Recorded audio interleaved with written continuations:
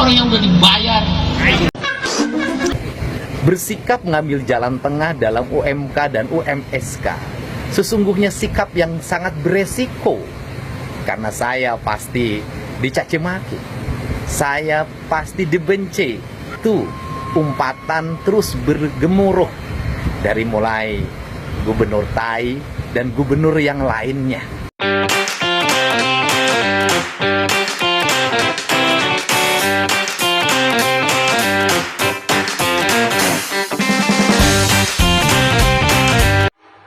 Assalamualaikum warga, apa kabarnya nih hari ini? Mudah-mudahan pada baik-baik ya, amin. Warga, hari ini tuh hari pertama kita menghembuskan napas, membuka mata, menjalankan aktivitas di tahun 2026. Nah kali ini ya warga, buat kalian semua, Empo doain semoga di tahun 2026 ini kalian bisa mendapatkan kebahagiaan yang jauh lebih baik lagi dari tahun 2025. Baik dalam kebahagiaan dalam dunia kesehatan, dalam rezekinya, dalam berbagai macam hal. Empo doain pokoknya ya. Dan tentunya semoga di tahun 2026 ini ekonomi di Indonesia kita ini tuh segera membaik dan segera pulih kembali. Terutama buat saudara-saudara kita yang sedang terkena bencana, segera diakhiri bencana ini tuh dan diberikan atau disambut lagi dengan kebahagiaan. Amin amin ya rabbal alamin. Nah warga, kali ini tuh ya, Empo dari kemarin udah greget gitu ya, udah pengen ngomong, pengen ngoceh terkait bapak-bapak yang nantangin KDM beserta 8 juta pengikutnya yang masih terkait soal buruh. Tapi disclaimer dulu di sini ya, jangan sampai ada penggiringan opini bahwa Empo memberikan reaksi atau memberikan tanggapan kritikan terkait buruh ini di giring-giring opini gitu ya, digede-gedein katanya Empo menghina buruh, Empo menjelek-jelekan buruh, Empo mengkritik buruh. Ingat disclaimer, gua kagak menghina, kagak menjelek-jelekan buruh, kagak. Apalagi nyampe ada kemarin itu tuh akun yang namanya Kang Wowo katanya kalau gua ini tuh istilah kata mah mengomentari terkait seluruh buruh. Gua tuh katanya berkata kalau gua ini tuh menjelek-jelekan seluruh buruh. Kagak ya, kagak nih, disclaimer kagak. Di sini Empo mereaction mau di YouTube maupun di media sosial sebelah, mereaction terkait atau tentang oknum buruh yang berperilaku sangat-sangat kurang baik lah gitu ya, arogan, anarkis begitu. Gua di sini tidak menjelekkan seluruh buruh, kagak. Ya kenapa? Gua juga di sini laki gua itu seorang buruh ya. Cuman kenapa gua berteriak seperti ini? Padahal lu juga makan dari hasil keringat buruh, dari kerja laki lu yang menjadi buruh. Gua di sini sekali lagi mengomentari terkait kelakuan, perilaku oknum buruh atau oknum yang mengaku perwakilan presiden buruh yang kelakuannya kurang baik. Ya, yang seperti nubruk-nubruk apa itu kemarin udah gua spill kan, nubruk-nubruk gerbang gedung sate. Demonya kan itu merusak fasilitas umum. Tidak, makanya gua reaksi terkait si teteh si itwil itu gerikan ya, yang ngomong bakar gitu. Di situ gua reaksi juga, tapi bukan tentang seluruh buruh ya, tapi oknum. Lu ya kebiasaan suka menggiring-giring opininya nih yang orang-orang ceng-ceremen. Oke lah warga, kita langsung aja ya. Sebenarnya ini udah dari satu hari yang lalu, bukan gua ambil liur ngomongnya terkait bapak si SI, sebut saja SI ya. Kalau kata Empo mak kita sebut aja, kata Empo udah sepakat bersama warga Empo apa? Si Ucing Kumincir ya, si Ucing Kumincir ini nih tantangannya buat KDM dan 8 juta pengikut pada Deddy Mulyadi. Yuk cus. Jangan takut, KDM jangan coba-coba adu nyali dengan orang miskin. KDM jangan coba-coba adu nyali dengan buruh orang yang terpuruk. Sebentar Bapak, KDM jangan coba-coba adu nyali dengan orang miskin. Jangan coba-coba adu nyali dengan guru orang yang terpuruk. Bapak, boleh kagak nanya Pak, orang miskin yang dalam penilaian Bapak itu seperti apa sih Pak? Setahu Empo gitu dari berbagai macam media massa bahwa Bapak ini tuh orang miskin yang memiliki pesangon miliaran Pak. Apa kabar dengan gue nih Pak nih? Gua cuma memiliki TV tabung zaman dahulu Pak. Kalau di Bapak mau gue yakin pasti TV Bapak aja udah cap layar LCD yang segede panto gitu, yang segede panto, 2 panto, ya kan gede pasti gue mah. Yang seperti apa sih Pak yang disebut miskin itu ya? Mohon maaf nih, soalnya bukan apa-apa ya. Setahu empok, dengan UMK atau UMSK buruh untuk saat ini tuh cukup gede ya, walaupun berbagai macam golongan itu tingkatannya beda gitu. Orang miskinnya itu yang Bapak sebutkan itu seperti apa? Orang yang terpuruk itu yang Bapak maksud itu seperti apa? Ya Pak, nih dari salah satu pengikut Kang Deddy Mulyadi ya, begitu. Lanjut lagi warga. Itu 8 juta penuh pengikutnya boleh bertemu dengan kita di sini. Nggak usah main sosmed ngancem-ngancem. Ayo ini, ayo itu. Itu orang yang udah dibayar. Bentar nih Pak, bentar. Ustadz gaya banget aja Bapak. Yakin Bapak 8 juta pengikut loh. 8 juta pengikut pada Deddy Mulyadi ya. Kalau kita mau lihat ya, 8 juta pengikut dari konten-kontennya, belum yang lain-lain. Yakin, berani, bisa kekepung itu Bapak dengan jumlah Bapak berapa katanya? Kalau kagak salah ya waktu itu Bapak katanya akan mengerahkan 20.000 untuk mengepung Gedung Sate. 20.000 kali 8 juta pengikut Pak. Wah, yakin Pak? Astagfirullahaladzim. Alah si Bapak suka ngomong katanya jangan main-main media sosial. Gak usah katanya aib ini aib itu. Kenapa? Kebuka Bapak yang Bapak berteriak miskin-miskin, tahu-tahu Bapak memiliki pesangon hampir puluhan miliar gitu. Kagak mau gitu kalau media sosial, jejak digitalnya dicari-cari gitu. Lagi pula Bapak ngomong jangan bermain media sosial, jangan bermain media sosial. Itu apa kabar? Depan Bapak itu tuh kamera HP apa jogrok tinggi begitu, berdiri kokoh.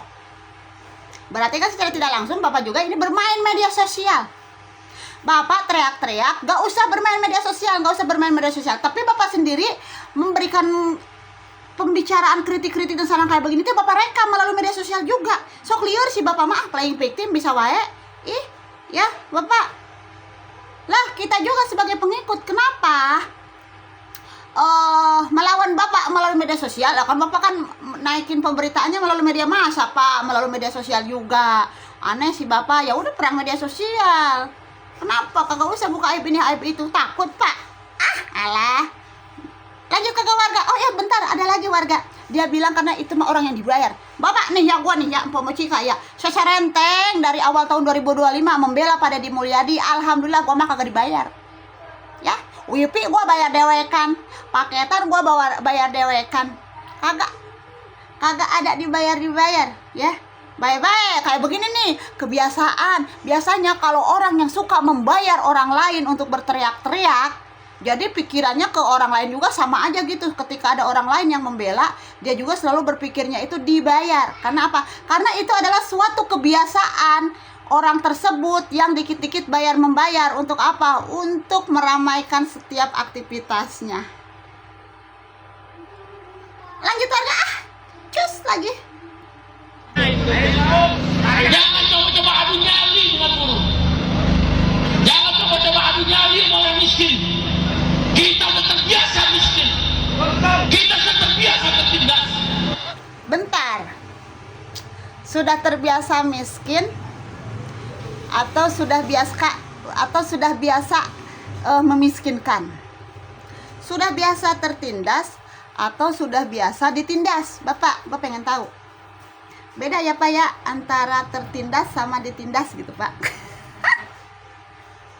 Gue jadi suka pengen ketawa warga ya. Beda loh Pak ya. Mungkin bagi Bapak di sini tertindas, tapi kalau bagi kita mungkin bisa jadi Bapak ini menindas. Sensor. Kita sudah terbiasa dizalimi. Jangan nyali kita. Jangan kau tantang nyalinya dulu. Sampaikan ke KDM. Silakan dia bikin konten tentang saya. Saya tantang KDM. Jangan coba-coba adu nyalinya dulu. Silakan kau bikin konten. Silakan kau suruh pengikutmu serang saya.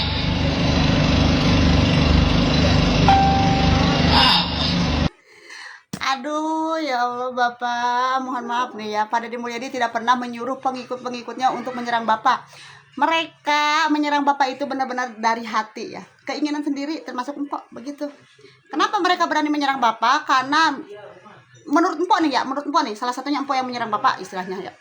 Karena kalau kata Bapak, kelakuan Bapak itu sangat-sangat tidak bisa dijadikan contoh yang baik. Beneran Pak? Makanya saya berani begitu, ya kan? Menyerang Bapak. Coba kalau Bapak kagak memberikan contoh yang kurang baik, nggak bakalan Bapak diserang-serang. Jadi jangan mencari-cari istilah kata bahwa Pak Deddy Mulyadi menyuruh para pengikutnya untuk menyerang Bapak. Kagak ya Pak. Warga ketika sudah ramai di jagat media sosial tentang cuitan-cuitan atau kritikan-kritikan si Bapak yang mengaku nama Presiden Buruh ini ya tentang KDM, akhirnya Pak Deddy Mulyadi juga memberikan tanggapannya melalui media sosial. Ya, walaupun si Bapak itu ya berkata katanya tidak usah dibalas lagi melalui konten, tidak usah katanya. Karena kami tidak butuh konten begitu ya. Tapi dia sendiri juga kan teriak-teriaknya melalui konten ya kan, melalui media massa. Liar makanya. Ya udah, akhirnya sama Pak Deddy Mulyadi dibalas lagi nih melalui kontennya. Penasaran kagak balasannya seperti apa? Yuk cus. Hari ini terus bergema. Deddy Mulyadi, Gubernur Jawa Barat atau KDM, itu adalah gubernur yang lebih bekerja untuk kepentingan konten dibanding kerja nyata melayani rakyat. Gubernur yang membangun pencitraan untuk kepentingan politik dirinya dan masa depan politiknya. Padahal saya mengambil jalan untuk tidak mengambil citra. Bersikap mengambil jalan tengah dalam UMK dan UMSK sesungguhnya sikap yang sangat beresiko. Karena saya pasti dicaci maki, saya pasti dibenci, didemo dalam saban waktu. Umpatan terus bergemuruh dari mulai Gubernur Tai dan gubernur yang lainnya. Saya mengambil jalan itu untuk kepentingan semua, agar buruh bisa secara perlahan terus meningkat kesejahteraannya, tapi perusahaan mampu bertahan dengan kondisi dan iklim yang makin hari semakin berat. Saya punya pengalaman saat jadi bupati, dulu pernah menetapkan upah bertingkat, yaitu UMSK, dari mulai upah tertinggi di sektor otomotif sampai upah yang paling rendah di sektor tekstil, dan paling rendah sekali upah di Purwakarta adalah garment. Setelah saya berhenti jadi bupati, kebijakan pengupahan itu berubah. UMSK tidak diperbolehkan lagi. Akhirnya industri padat karya jatuh berguguran. Dari mulai Starpia, Enstrand, Dada, Iljinsun Garment, dan berbagai industri lainnya, dan mungkin terjadi di seluruh wilayah Jawa Barat. Saya menyaksikan buruh-buruh menjerit dan menangis hidup tanpa pesangon. Saya menyaksikan buruh penjual besi untuk menyambung kehidupannya karena mereka kehilangan pekerjaan. Maka jalan ini saya ambil untuk kepentingan semua. Saya berharap ke depan industri yang ada di Jawa Barat adalah industri berteknologi tinggi, padat modal, melibatkan anak-anak berpendidikan menengah dan tinggi, sehingga upahnya tinggi. Tetapi pada faktanya, kita masih berhadapan dengan saudara-saudara kita yang ngantri untuk mendapat pekerjaan. Saudara-saudara kita yang berpendidikan SMP harus mendapat pekerjaan. Dan akhirnya upahnya berbeda antara yang padat modal dengan padat karya. Untuk itu, saya mengambil resiko ini. Saya merelakan diri saya dicaci maki.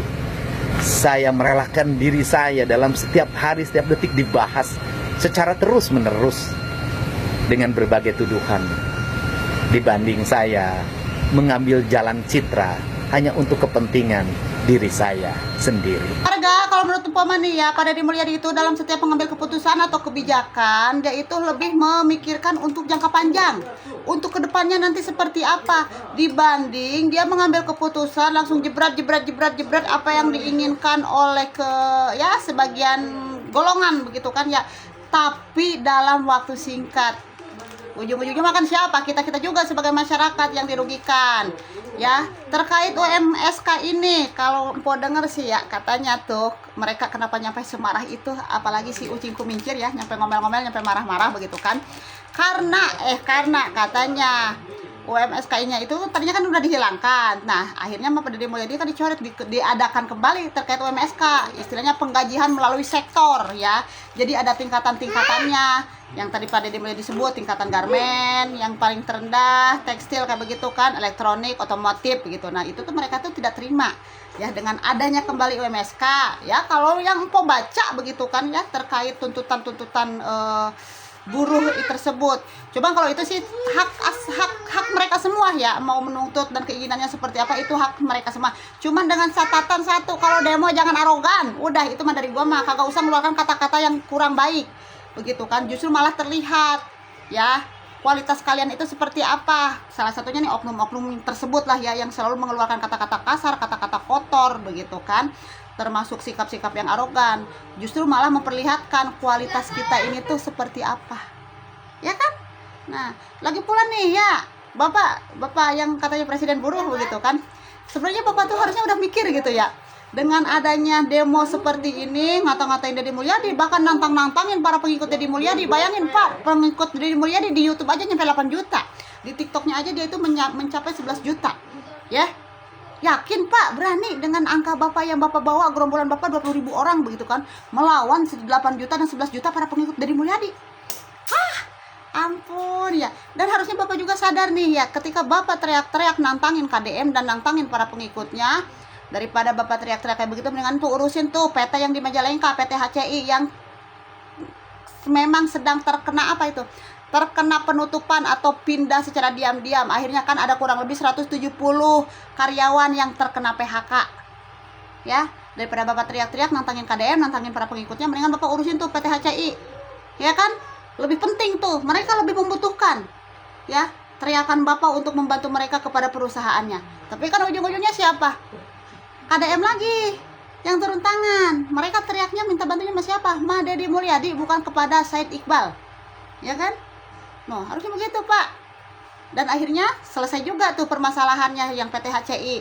Kenapa Empo berkata seperti ini? Karena ada salah satu karyawan PT HCI yang memberikan informasi kepada Empo, katanya, alhamdulillah Po, terkait masalah saya di PHK di PT HCI kemarin itu sudah selesai, sudah aman. Pesangon semua sudah dibayarkan. Berkat siapa? Berkat bantuan Deddy Mulyadi. Nah, lu teriak-teriak doang. Dari buruh, dari keringat-keringat buruh dipotong 30 sampai 50 ribu. Pemotongan itu tuh untuk apa aja sih Pak? Mencakup apa saja begitu ya terkait potongan-potongan serikat tersebut? Bisa kali Bapak menjelaskan ya kan, sambil teriak-teriak tuh nantangin Bapak jelaskan. Kalau dari setiap seorang buruh diberikan potongan serikat ini tuh untuk ini biar jelas begitu. Soalnya bukan apa-apa, Empo juga mendapatkan informasi lagi. Pernah ada salah satu mantan buruh, beliau terkena PHK, meminta bantuan agar pesangonnya segera cair, diberi bantuan sih iya sama Anda begitu kan, sama serikat gitu kan, bantuan kuasa hukum, dan akhirnya cair. Ternyata itu setelah cair pesangonnya dipotong lagi sama serikat dengan alasan untuk biaya pembayaran kuasa hukum. Lah kok bisa?